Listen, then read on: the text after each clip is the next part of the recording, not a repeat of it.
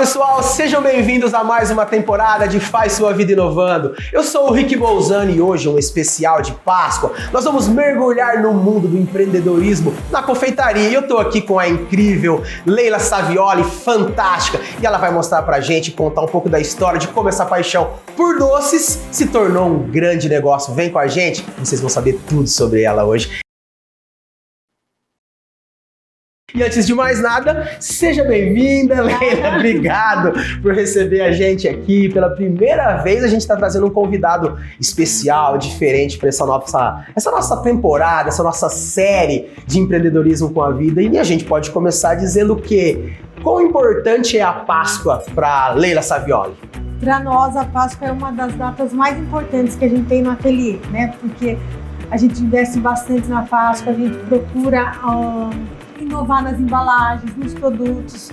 É uma data que significa muito pra gente, porque na verdade, voltando à minha história, eu comecei também ajudando a minha mãe a fazer ovo de Páscoa pra vender. Ah, é? Eu tenho uma ligação muito forte com a Páscoa, né? Minha mãe fazia ovos, eu trabalhava e durante o meu horário de almoço eu ajudava. Fazia pra vender já? Fazia pra vender? Na época das forminhas de plastiquinho? Isso, exatamente. Aí eu já fazia ovos de Páscoa, então é uma data muito significativa pra gente. O que mudou, tipo, radicalmente, ou o que foi preservado?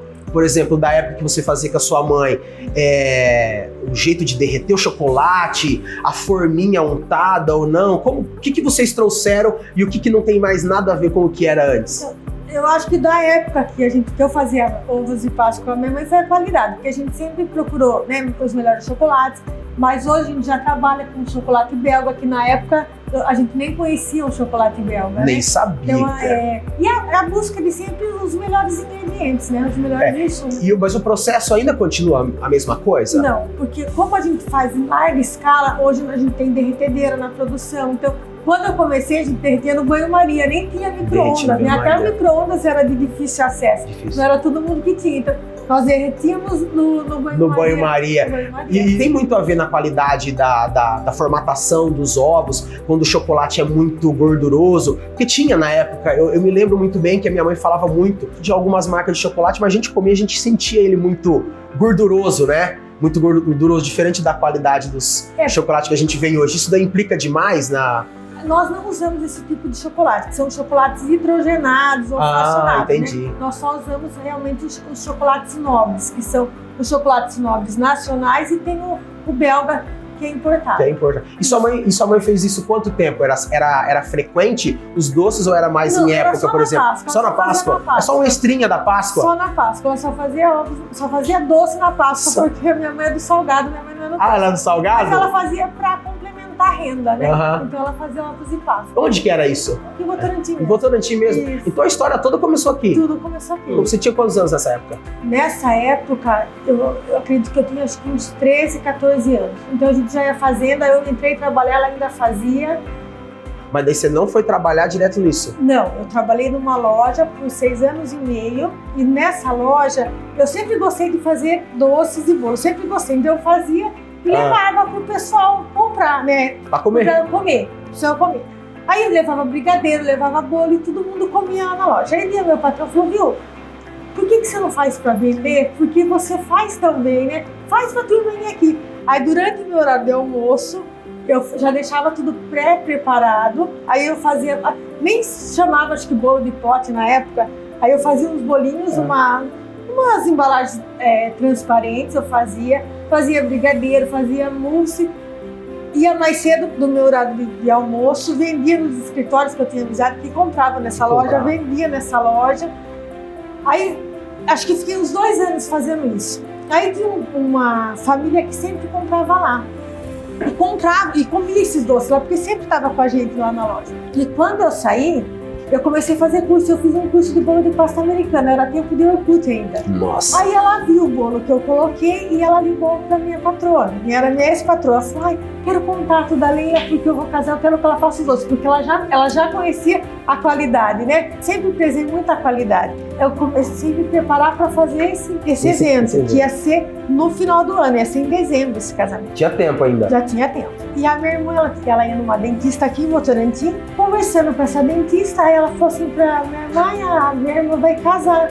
Falei, nossa, que legal, e ela já viu os doces? Ela falou, por quê? Ela falou, porque minha irmã tá fazendo os doces. Só que, na verdade, eu não tava fazendo ainda, né? Aí eu fiz uma caixinha que eu já ia fazer pra essa moça que ia casar só em dezembro, eu fiz pra essa... O que você fez? O que você fez? Na época eu fiz o brigadeiro dourado, eu fiz esse camafeu de cereja que tem o talinho, eu não me lembro todos os doces. Eu lembro que tinha olho de sogra, acho que eram umas 10 variedades. E levei essa degustação, levei pra ela e depois levei pra essa família que eles têm no supermercado e eu entreguei pro pai dela. Isso foi no sábado, eu nunca esqueço, foi no sábado à tarde. Na segunda-feira, essa é Mariane, o nome dessa noiva, ela ligou pra mim. Ela falou, eu tô ligando pra você porque nós adoramos o seu doce e eu quero fechar com você, se você puder deixar marcado na sua agenda. Eu pensei, meu Deus, nem agenda eu tenho, né? Porque nunca tinha feito. E assim, na mesma hora que eu me alegrei, eu fiquei muito nervosa, fiquei preocupada. Eu falei, não, eu não vou fazer esse casamento, eu pensei comigo. Aí eu liguei pra minha irmã, que é a Lígia, né? Liguei Lígia, eu falei, Lígia, é o seguinte, a Mariane me ligou e ela vai fechar uns doces com a gente. Ela falou, nossa, eu vou ajudar você, eu tenho muitas horas pra tirar no fórum, eu vou ajudar você. Mas eu queria escutar não, entendeu? Eu falei, nossa, ela não falou não, eu vou ligar pro meu marido, acho que ele vai falar não pra mim. Liguei pra ele, falei, Fábio, a Mariane me ligou e ela quer 1.500 doces.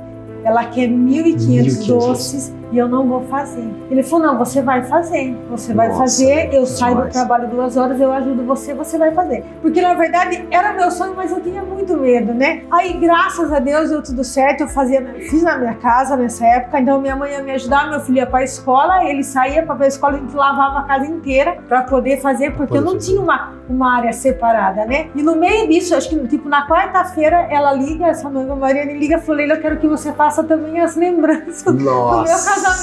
Que era trufa, nessa época tava muito em auge. Pra entregar, né? Umas caixinhas, fizemos. Depois ela ligou que ela queria os mini bolos pros padrinhos, né? Nossa, e graças a Deus deu tudo certo. E foi um casamento numa sexta-feira, era tipo 10 horas da sexta-feira, já estava tudo pronto, tudo embaladinho.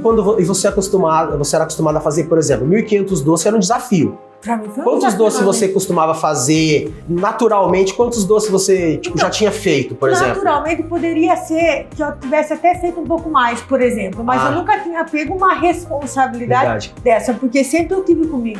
Nós estamos trabalhando com um sonho, né? Então a gente não tem... Não pode estragar. Não podemos fazer. Mas ela já tinha gostado do doce. Ela já tinha gostado do doce. E qual que era o medo? O medo é primeiro evento. Você não tem experiência, Mas né? o quê? Não manter a qualidade, por exemplo? Não manter a qualidade. Medo de fazer alguma coisa antecipada e não dar certo. Então, eram muitos medos, né? Que a pessoa, quando está iniciando, são medos que são naturais. São naturais. Insegurança, não conseguir entregar tudo bonitinho igual. Tudo, né? E depois que você chegou e que você tinha pronto os 1.500 doces, os bolinhos, as trufas, o que você pensou? Quando eu tava montando a mesa, que eu terminei, eu falei, nossa, é isso que eu quero fazer. É isso que eu quero pra mim. Por mais que o medo falasse mais alto, né? Só quem faz a entrega sabe o que eu tô falando. Entendeu? Mas e depois? O resultado? Qual foi o comentário do seu primeiro evento? Esse buffet era um buffet muito exigente, de altíssima qualidade, né? E o dono, ele tava em todas as festas e ele experimentou. Ele adorou. A partir disso, ele começou a nos indicar. Porque a pessoa vai lá fechar o salão e já pede a indicação de filmagem, de bebida, de doce. E aí ele começou a nos indicar e eu tava me preparando para um casamento de dezembro, veio esse em setembro e meio termo veio em novembro, que eu nem esperava. Não esperava. Foi no ano de 2006 que isso aconteceu. Em 2006. Em 2007, assim, quase que inteiro, acho que no segundo semestre a gente já tinha casamento todas as semanas. Eu lembro que nessa época, 2006, 2008, tinha os salões no Vale Alville aqui, que eram muito... Era muito legal já que tinha, né? Mas, Leila, como empreendedora, você já tinha se tornado uma empreendedora, não estava sabendo ainda, né? Você era doceira. Como que foi conseguir mensurar, precificar? Você estava fazendo um bolinho para levar na loja até pouco tempo. De repente você tem casamento, precificar. Como que foi para começar a pensar nisso daí? Foi a passos lentos, por exemplo, né? Então foi crescendo e com o crescimento a gente foi obrigado, fui obrigado a aprender, na verdade. Então a gente ia em feira, procurava equipamento, tudo que nos ajudasse na produção, né? Os seus doces eram bonitos desde de antes, né? Tinha que ter, além de uma boa qualidade, um doce gostoso, tinha que ter valor. Você teve algum problema com isso daí no começo, para quando você ia orçar um casamento, os docinhos, e as pessoas falarem, ah, não, mas fulano faz isso. Chegou a acontecer isso daí? Aconteceu uma coisa muito engraçada que eu lembrei. Eu comprava numa loja em Sorocaba, comprava os insumos, e uma pessoa de lá passou meu telefone. Aí a moça ligou e falou, ela vai ligar para você para saber o valor. Aí ela me ligou. Só que eu não tinha muita noção da precificação, porque eu trabalhava sozinha, né? Então eu não tinha muita noção. Aí eu passei, não era muita variedade de doce, eu passei para ela. Aí ele me contou que ela não fechou porque ela achou muito barato, porque ela não tinha. Ela achou barato? Ela achou barato, ela ficou com medo da qualidade. Ela falou, tá barato, então com certeza não é de boa qualidade. E é a mesma qualidade desde quando eu comecei, né? Após isso, né, dele me contar isso, e daí a gente começou a ter uma primeira funcionária, segunda. Aí eu fui aprendendo a fazer a precificação, mas assim... E daí, mas depois desse comentário, você subiu o preço? Aí eu subi, porque daí eu tive uma funcionária também depois disso, né? Logo em já seguida, custava já. Aí já custava e você vai aprendendo, mas aí quando ele contou, eu fiquei assustada, mas ao mesmo tempo eu achei engraçada a história, né? Como que você acha que essa parte midiática, Renato junto com você, né, tipo, trabalhando, porque você precisa dar sua cara no doce, vamos dizer assim, você acha que pode impactar muito uma exibição, a gente tá fazendo uma série junto com você aqui no seu negócio diretamente? Com certeza. Através da internet conseguimos, né, mais clientes. Muito mais. Mais pessoas conhecendo o nosso trabalho, muito né? Mais. Que antigamente nós não tínhamos isso, era indicação, né? A gente precisava experimentar. Hoje Sim. muita gente compra pelos olhos. Exatamente. Então, o sonho em querer ter aquela marca no casamento. Ai, meu sonho. Exatamente. Às vezes nem conhece, nem experimentou, mas é o sonho dela ter aquele profissional no evento no casamento dela. No casamento. Eu sei que você era detalhista desde a época de antes, desde o começo com foto. A gente compra com os olhos. Sim. Como que era para você ver como as pessoas exibiam o seu doce? Se você achava ruim, quando não valorizava a imagem, como que era? Porque eu acredito que tem que ter uma boa imagem, né? Tem que ter, porque a gente faz com tanto carinho, tanto cuidado. Eu acho que a pessoa que é contratada para tirar uma foto, ela também tem que ter esse olhar, né? Eu acho que faz toda a diferença. Igual quando a gente faz uma receita, né? E tem que exibir, porque na verdade a gente vai vender. Hoje, o que a gente venderia? O boca a boca da Larissa Viola a gente já conhece. Mas acho que o vender, o comprar com os olhos para as pessoas está totalmente relacionado com alguma coisa que meio que já não depende tanto de você mais, Sim, né? Com certeza. Já não depende, a sua parte tá garantida, né? Tem uma vez assim, de um doce ser lindo e não ser gostoso, não ser gostoso. Então, mesma coisa. Você fazer um doce lindo e a foto não ser bem feita, né? Que você começou com muitos doces especiais, né? Sim. Você começou a fazer muita coisa diferente, né? Eu acredito que aquele doce com Physalis, a primeira vez que eu ouvi na minha vida, acho que foi através dos seus doces, né? Por que antes era tão diferente? Faltava, por exemplo, equipamento, materiais para a gente desenvolver doces diferentes? O que era? Ou era só meio que preguiça mesmo das pessoas? Eu acho que os casamentos eles foram tomando um rumo diferente, né? Antigamente as festas eram de um modo e depois as festas começaram a se tornar diferentes.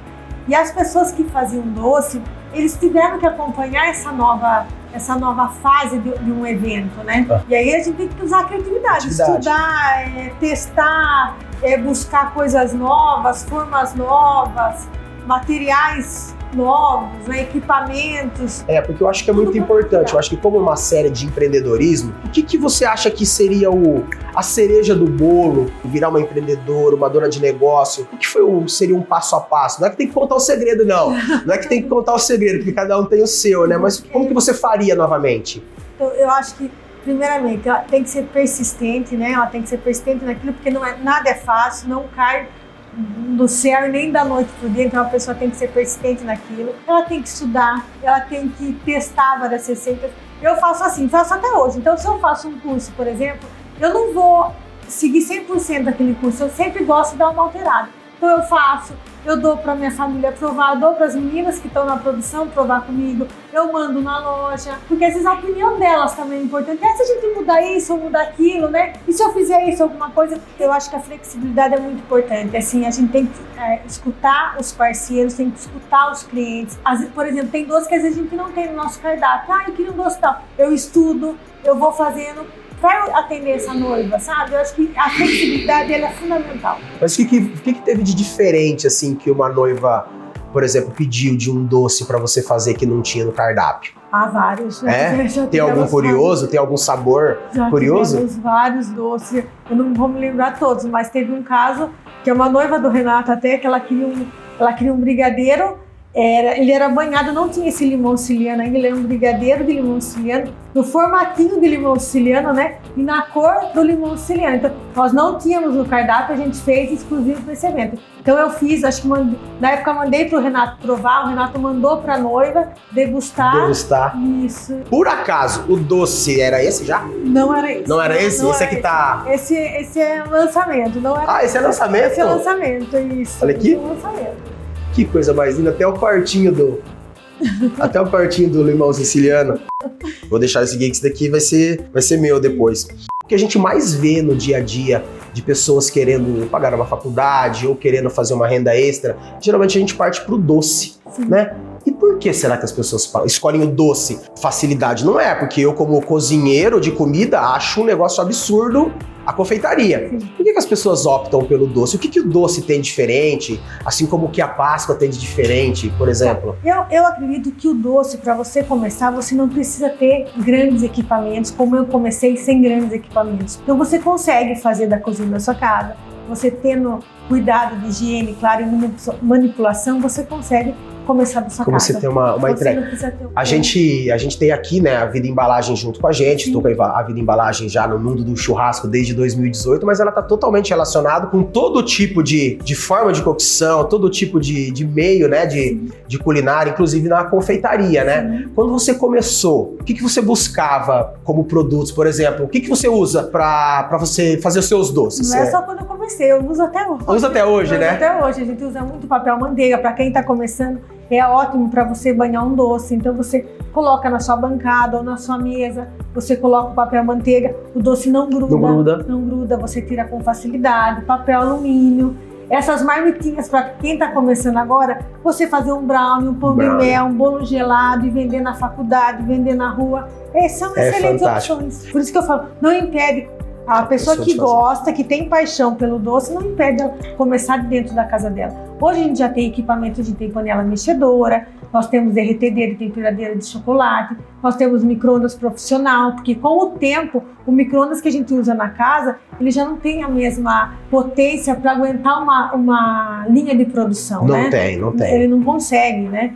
A gente tem fornos industriais, mas quando eu comecei não tinha nada disso. Por isso que eu falo, qualquer pessoa consegue, né? Consegue. E como que foi essa pesquisa? Quem estava junto com você? Alguém te ajudou? Era ideia sua, de acordo com as suas pesquisas que você estudava? Meu marido... Mas a gente já vai continuar isso daí no próximo episódio da nossa série. Se liga aí, que agora vem muita dica de Leila Savioli para você que está começando o seu empreendedorismo, hein? Leila, obrigado pela essa primeira parte da nossa série. E se esse assunto me deixa tão curioso e me inspira tanto, eu imagino para as pessoas que te seguem, que querem saber um pouco mais e que se inspiram nos seus doces, né? Imagino tanto que essas pessoas devem se sentir felizes com a gente compartilhar esse assunto com elas. Obrigado de verdade. Eu que agradeço o convite. É isso aí. E agora a gente vai para mais dicas no próximo episódio. E não se esqueçam, hein, de se inscrever no nosso canal, compartilhar, comentar com todo mundo para esse vídeo chegar para o maior número de pessoas. E fiquem ligados, porque no próximo episódio tem muito mais histórias inspiradoras e você não pode perder nada, hein?